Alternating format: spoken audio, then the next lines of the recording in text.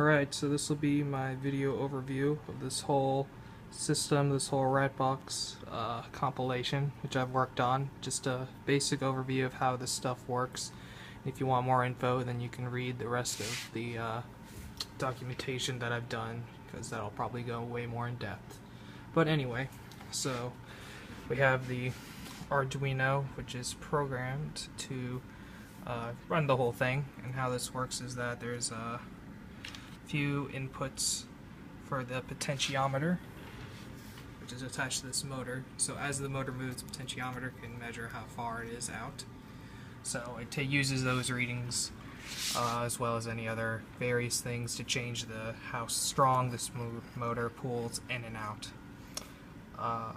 There is also, as you can see, this green thing on top, the motor driver, that's needed in order to have enough output voltage to actually move this thing. That requires a voltage source, which is right here, and it needs to be at least 5 volts, but you can do more, but 5 is enough. And how I've got it set up is it's attached to this breadboard, which the motor driver is hooked up to.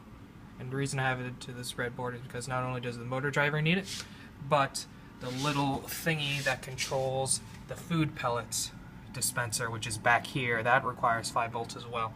So I figured I'd kill 2 birds with 1 stone and do that. That way they're both there, so like some goes over here, some goes over there.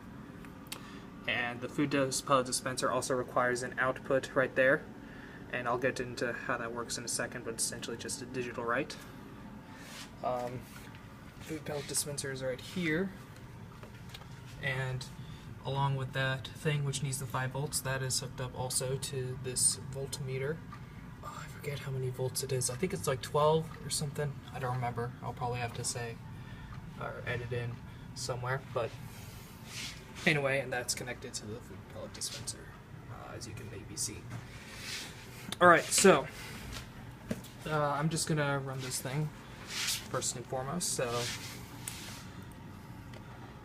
I'm going to run the program I got. I can ask of train mode. I'm going to do no right now, and I'm just going to do 60%. So that means the default position is like 60% of this length. So it's like around here, like a little less than halfway. So it'll like automatically default to that position. As you can see, it'll like spring back because it tries to go back to that position, or if I push in, it'll go back. So, and then I can enter the start strength, which I'm also going to do 60%, and that's just based off a default value, which I've just kind of trialed and errored, and it's just kind of a nice value to work with. So now it's roughly about 60%, and the success rate, which is for the training algorithm, I'm just also going to set that to 60%, and now it's running. So yeah, so the animal would move this thing and would provide resistance and try to move back. If you're able to feel it, you can. And since I've just done 2 and I didn't complete it, it'll also decrease the spring constant because it sees, oh, it just tried twice and it failed twice, so I should lower the difficulty. So if I go all the way, it'll hold it for a second, it comes down, and then it goes back to the default position. So it holds it for a second so the animal can remove the food pellet. You can change that time if you want. It goes back so it can dispense a new food pellet, which will be hooked up eventually, and it goes back just to the way back position just to make it easy, and then it goes back to its default position. And that's basically how it works. So like it goes there, and that's how it does a complete cycle. So, and while this whole thing is running, it's also collecting data through Python. The Arduino is sending things to the serial, which goes to the computer, and it goes to the program in Python, which is, you probably can't, and it's taking the data, I'm writing it to a text file, and I'm also going to be storing it and using it into a plot thing. You probably can't see it very well, but that'll happen. So yeah, you do that, and this thing moves also. I'll keep it on this thing. You see that this moves.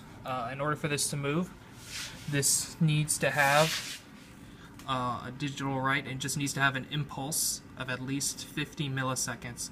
It can be more than that, but you need at least 50. So you just write this high, over here to that output pin, or whatever you need, for at least 50 milliseconds, you know, depending how long your whole Arduino loop lasts. You know, I need to do some trial and error, but it just needs to be that much for the thing to turn once, like so.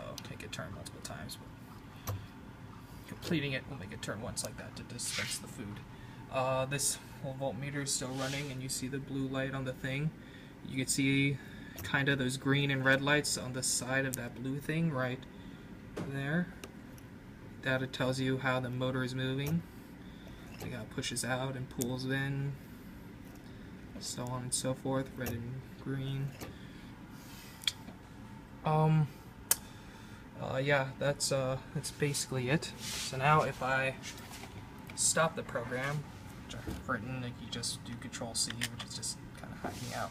And now it graphs the session, which you just did data for, and like the red is the current position, the green is like the spring constant, the purple is the state that it's in, like the state number, and is there anything else?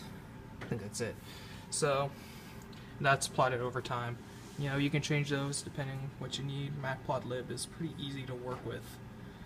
So that's a basic overview of this thing. Just to kind of, being able to see it might be easier than reading it all for some people. But anyway, if you want to be more in depth, then just read the rest of the documentation. That should take you through how the code works exactly, and as well probably just explain things better than I could in this thing, in this little video, which I didn't even like script or anything. I'm just randomly talking. So yeah.